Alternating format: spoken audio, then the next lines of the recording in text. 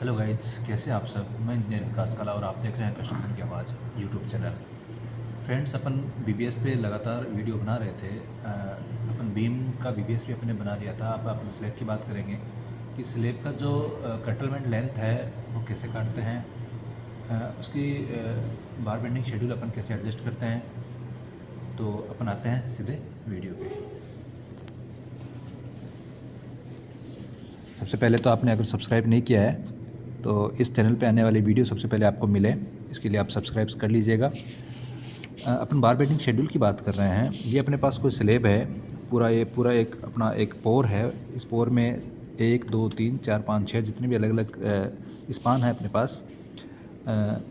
अपन सबसे पहले तो बात करें कि स्लेब में कितनी टाइप की स्लेब होती है। एक अपन बात करें 1 वे स्लेब की, एक कर रहे हैं 2 वे स्लेब की। दोनों स्लेब मैंने यहाँ पे लिखी हैं। दोनों स्लेब में तो 1 वे स्लेब और 2 वे स्लेब मैंने बोथ स्लेब का लिखा है। ये पहले मैं 1 वे स्लेब का बता रहा हूँ।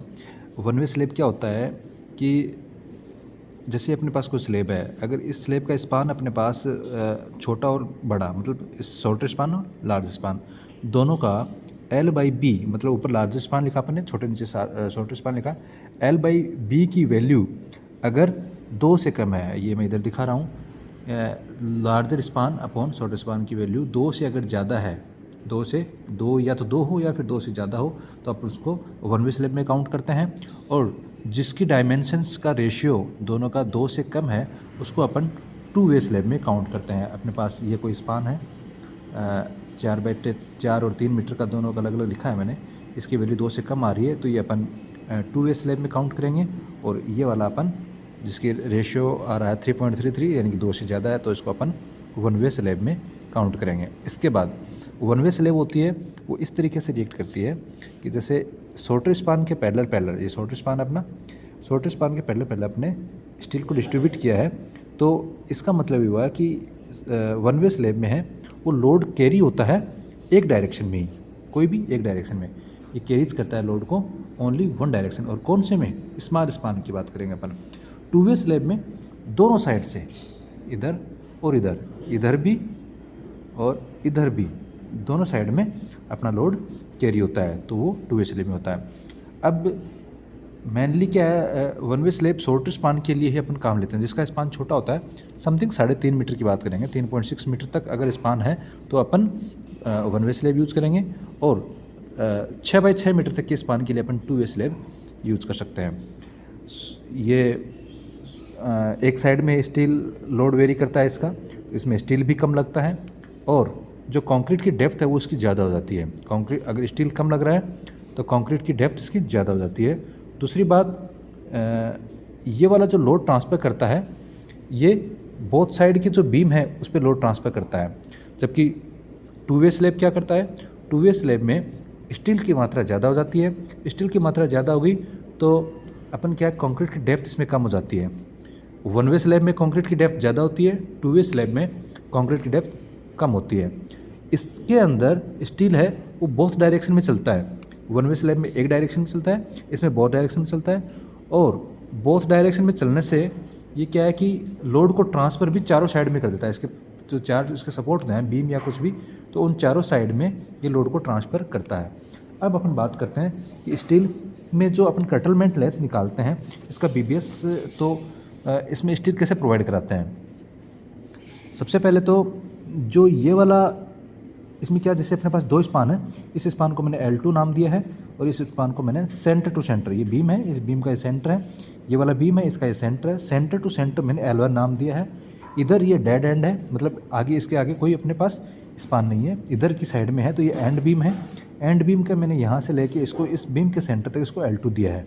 अब इसमें स्टील प्रोवाइड कराएंगे अपन, जैसे 2 वे की बात करते हैं तो 2 वे में करवाएंगे तो यहाँ के इसके सेंटर से, इसके बीच वाले सेंटर से अपना स्टील चालू होगा, स्टार्ट होके, और यहाँ पे अपना क्रैंक उठेगा, ये क्रैंक उठेगा, क्रैंक उठ के ये वाला स्टील आगे यहाँ तक जाएगा।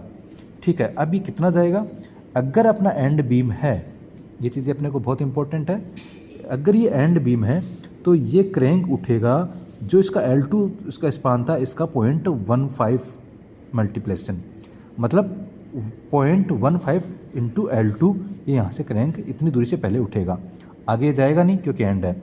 सेम चीज़ अगर यहाँ से दूसरा अल्टरनेट जो स्टील बार होता है अपना, तो यहाँ से स्टील बार चलेगा, ये जाके यहाँ से क्रैंक होगा और बाहर दूसरे वाले स्पान में कूद जाएगा। अब ये कितना कूदेगा, अगर ये एंड था या एंड बीम था अपना तो 0.15 था, अगर ये एंड नहीं है तो ये 0.25 L2, 0.25 L2 किसका, इसी स्पान का 0.25 L2 यहाँ से यहाँ कूदेगा। और जो बाहर निकलेगा, जो बाहर आगे वाले स्पान में जाएगा, ये आगे वाले स्पान का 0.3 इंटू L1, मतलब यहाँ से ये डिस्टेंस 0.3 इंटू L1 हो जाएगी। अब सेम चीज़ें ऐसी कैसी इधर से चलेंगी, ये बोथ वे में चलेगी, 2 वे स्लेब है, ठीक है। और दूसरी बात अपन बात कर रहे हैं, स्लेब में जो अपन स्टील प्रोवाइड करवाते हैं, तो एक होता है इसका शॉर्टर स्पान और एक होता है अपना लार्जर स्पान।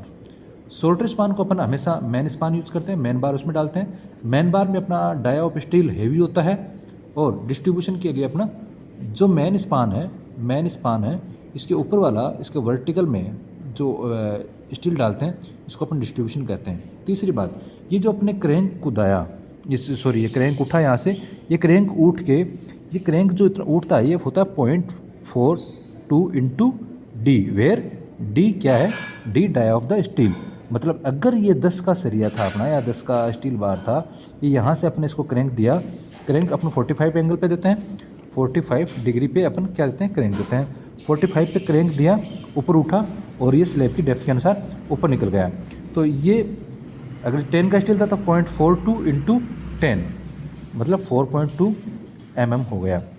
तो ये वाला डेप्थ अपन देते हैं। तीसरी बात, यह क्रैंक लगने के बाद यहाँ पे ऊपर वाले जो क्रैंक के बाद में अपने सरिया जो ऊपर बाहर दिया था, कुदाया था दूसरे भी स्पान में, तो इसको बाइंड करने के लिए अपने इसमें बाइंडर यूज़ करते हैं।